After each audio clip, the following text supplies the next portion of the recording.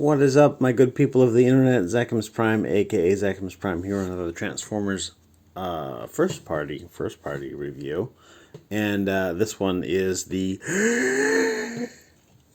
Transformers Legacy Velocitron Speedia 500 Collection Deluxe Diaclone Universe Burnout. Whew, that is a mouthful to say. This is the Walmart exclusive, is what I really want to say. Walmart exclusive Velocitron figure, though it's technically not Walmart exclusive. You can also pick it up on Hasbro Pulse. But I picked this one up at Walmart. I actually traveled, 3,000 miles to pick it up at a Walmart. I was on vacation already. I wasn't there specifically to get that, but I saw it and I was like, this is like the one figure from that line that I said that I really was interested in getting, because red and black repaint. You know how I like it, guys. So let's get on into it. In terms of accessories, he comes with the exact same accessories that Skids came with. So he's got this little doohickey here. You can take this and plug it into his forearm. Then he can hold this, or he can stick it in like that, like I've been doing. And then he can hold it in his hand, because that's cool, I guess. I mean, he's got this little weird axe gun thing. You can hold it like a gun, or you can like stick it into his forearm like a gun, or you can hold it in his hand like an axe. Or you can, just use your imagination if you've still got that. Yes. And I think it looks all right as an axe. I also think it looks kind of okay as a gun. I think it looks ridiculous in the clear plastic. Like, I don't know. Like, I think of Energon as being like an energy-based thing, and strictly speaking, yes, I know that everything is energy-based, yada, yada, yada. But, like, so, you contain it in, force fields and in projection screens and whatnot. And you don't think of, something like that having any kind of a complex mechanism like a firing mechanism of some sort. But I don't know. As I'm sitting here talking about it, I've actually come up with some bullshit sci-fi principle theories on how that might work. So maybe it's all fine. I don't know. But yeah, let's take a closer look at the figure. This is exactly 100% just the Skids mold, which I have reviewed earlier. Interestingly enough, I had to do some major work on that Skids mold to get him so that all of his panels and whatnot lined up. And I didn't do a lick of work to this one. It just worked. And I thought that was kind of odd, because while I enjoy when things kind of work out and turn out fine, as a machinist, I don't ever trust that. So I'm not sure what's going on between Skids and this guy's release that, that something worked out to make it work out. I don't know. But anyhow, articulation is going to be the same as the other one. I'm just going to rush through it really quick because you may not have seen the other one. So ball joint up at the head, a little bit of wiggle, little tiny bit of wiggle, mostly just rotation. The face sculpt is completely new. I guess I should have led with that. It is a completely new face sculpt, but everything else is new. Shoulder goes all the way around, so long as you'd forgive the door just a little bit. There is an additional transformation joint here that you can use as a shrug. Arm goes all the way the hell up. You can, hit himself on the other shoulder with this shoulder. You get a bicep swivel, which thankfully on this one does not want to wiggle its way out, so maybe some adjustments were done. Single joint at the elbow for 90 degrees of bend. You get wrist swivels. And a little bit of mismatch in color between the wrist and the forearm. It's subtle, because this is like a dark gray and this is like a black. But it's nice. It's nice. You get waist swivel here, and if you want to, you can unclick this for a little bit of ab back. Maybe put him in like a sniping pose or something. I don't know.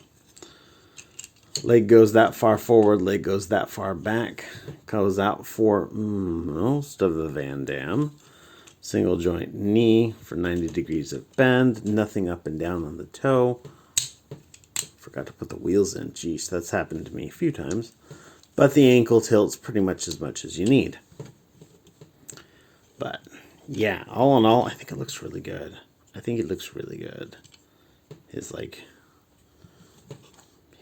you know, darker color scheme is kind of shadowy and imposing. I don't know. I just like that. I like that stuff. But let's get him transformed up real quick.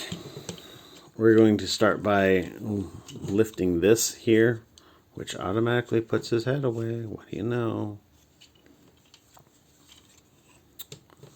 This, well, we're going to take and open up these here. Bring out the tires that I forgot to put in before.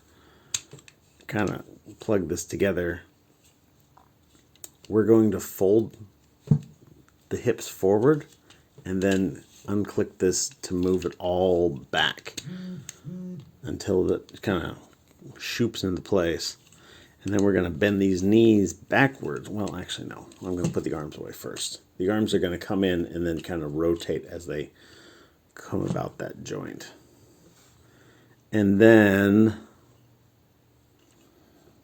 how does that, you want to rotate them like this, and then there's a little slot in here that goes into a peg right in here on the side of his body.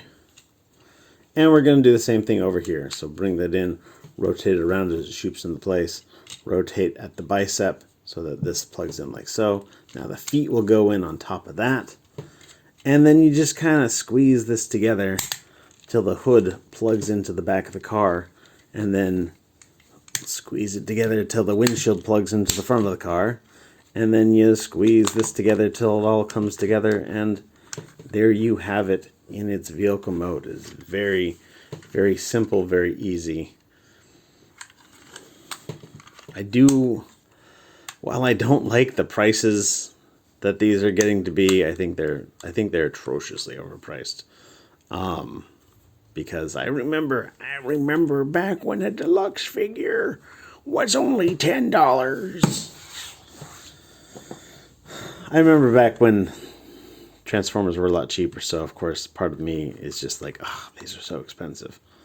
That being said, I do like how the engineering is coming about in a lot of these toys. It's just simple yet effective, and I dig that. You can take these and plug them in however you want. There's peg holes here, and there's peg holes here, and there's peg holes here. And if you want to do that, great. If not, then you are a sensible human being. Thank you. That's all there pretty much is to say about it.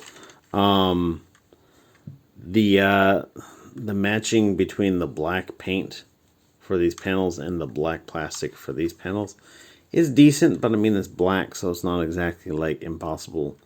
It's not exactly a difficult thing to match. Sticking out a little bit more, mostly due to the texture and the sheen rather than the color, is this these palm parts here, because it's a completely different, like, it sticks out. It's not as glossy. It's not as shiny. But yeah, it sits, it rolls. It actually rolls pretty decently. There is very low clearance here. Interestingly enough, for these front tires, the outside of the tire spins, but the inside of the tire stays put. So that's kind of an interesting thing to see. So I feel like the inside of the tire is producing a low clearance event with the outside of the tire. But I don't know. It's a fun little car. If you are a fanatic about black and red repaints, as I am, then you probably have one already. If not, then get it if you like it. I can't recommend it any more than I could recommend the skids. Well, actually, technically, I can recommend it less because the skids is at least an on-screen character, whereas this is a Diaclone repaint. If you're making a Diaclone collection, then of course you'd need this. But get my Diaclone bros out here. But anyhow, thanks everybody for watching. You guys are fantastic. Everybody, stay awesome and be good to each other. See ya.